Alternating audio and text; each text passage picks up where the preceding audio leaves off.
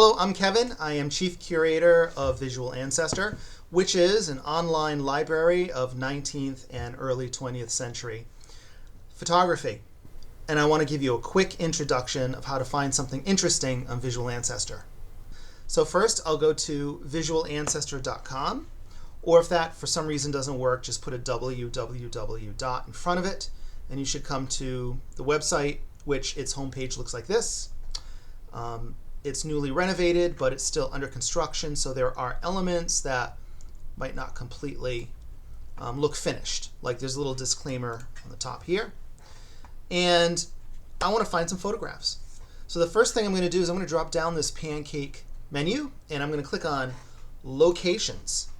And once I do that, it defaults to the United States, but you can click on the country list here on the left-hand side to get other countries other than the United States. So I have a nice map of the United States here, which is taken from a publication in 1912, an atlas, a beautiful atlas.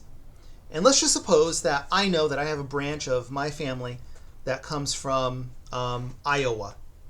So on the list here on the left, I'm going to find Iowa.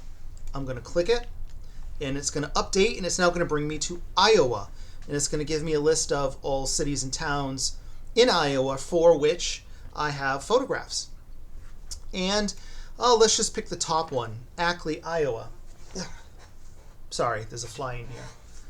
So let's just suppose that a branch of my family comes from Ackley, Iowa. Oh my gosh, there it is in the list. I'm going to click it. And now it's going to update and bring me down to a list of all photographs from Ackley, Iowa, organized by their photographer. So you see the photographers' names here in blue. The photographs are in red. It's just the list of the photograph numbers. And let me just click on the first one, 10158-102. So when I do that, I get the photograph. I get the front, I get the back, which is called the obverse and the reverse if we want to get fancy.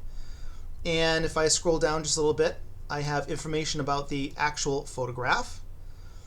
If the person is identified in the photograph, I can have a little indication of that here because the person's name will be listed there, as well as if the name of the person came from an inscription on the photograph, either on the front or the back or some other source, it's going to be here in the information on the photograph.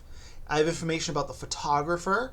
And these links are live, so I can drill up, I can drill down, whichever direction I want to go. I can go back to Ackley, I can go to Iowa, United States. I can look at the photographer and look at all the photographs from that photographer, etc. And I'll do another video on the facial recognition aspect, which right now is not live to me because I'm not logged in. Also, when I'm not logged in, I get the kind of like moderately annoying watermark here, Visual Ancestor. Members do not see this watermark.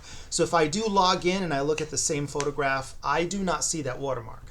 I do now because I'm not logged in. So this is cool. So there's a guy here from Ackley, Iowa. You can see right there in the photographer stamp. It says Ackley, Iowa, and the photographer is Cone & Cone. So if I scroll down here to the photographer information, the individual name is Cone & Cone, and we've given this photographer the designation 24013. And also in the the photograph section, you can see if the photograph is part of a Victorian photo album. In this particular case, it is. So check this out. So it's part of photo album 10158 and page 103. So if I click on 10158, I actually get loaded for me the entire photo album. And here is album 10158. It's the album view, so we have the front cover, the back cover, the spine. And if I scroll down, I can see all the individual pages in that Victorian album. Now remember, this photograph is in this album, which is pretty exciting.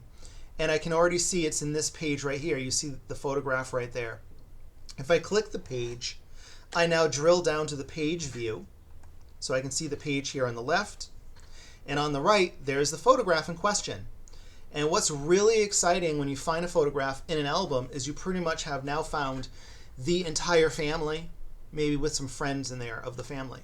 So if this guy happens to be your ancestor, you've just stumbled upon an immense treasure, because not only do you have a photograph of your ancestor, you have pretty much the whole family. And so hopefully this is a very quick introduction to how you can find stuff on Visual Ancestor and how some of the pages work. Thank you. Bye.